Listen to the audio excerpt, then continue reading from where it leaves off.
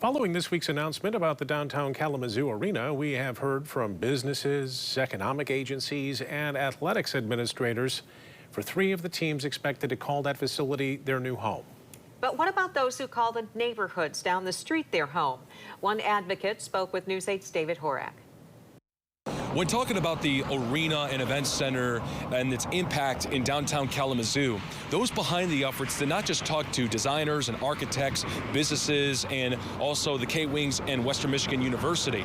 They also talked to the nearby neighborhoods and their advocates. It is very rare that you will find businessmen who think past what their development is, and that's what they did. Maddie Jordan Woods of the Northside Association for Community Development has been familiar with the arena's concept since first introduced to it 17 years ago.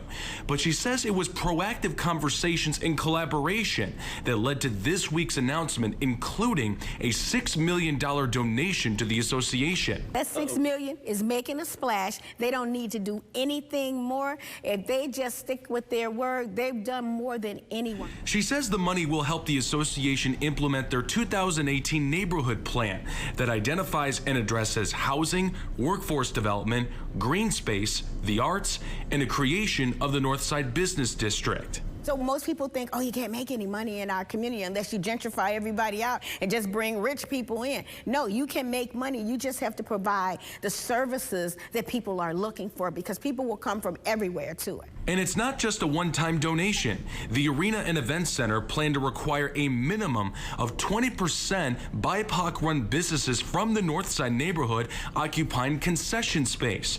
The proposal also includes a job training program through Greenleaf Trust. It was really about give us that chance so that our community could be self-sufficient, so that they could work and give that opportunity with the construction jobs and the training, what happens after it's built. Who will be able to work in there? Will they have what we call living wages? I feel like we just need to have more discussions and conversations around how what they're offering us will be implemented from a community standpoint. While commending the gift and DEI work, Kalamazoo County Commissioner Tammy Ray, whose district includes the North Side, says more talks are needed to solidify the details of the community benefits agreement. Those things just kind of need to be ironed out. Like, what do those training programs look like? Where would they be held? Who can take advantage of those programs? Just those things. There's a lot more work I feel like needs to happen between now and when the event center is complete. But with the plan in place, Jordan Woods says the process has been established through a true community effort. That they didn't see us as an across-the-tracks community, but part of the entire county.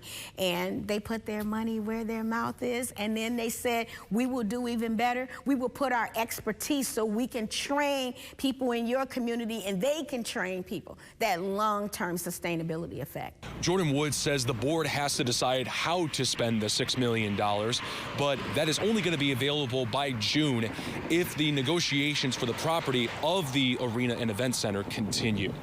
We're in downtown Kalamazoo. David Horak, News 8.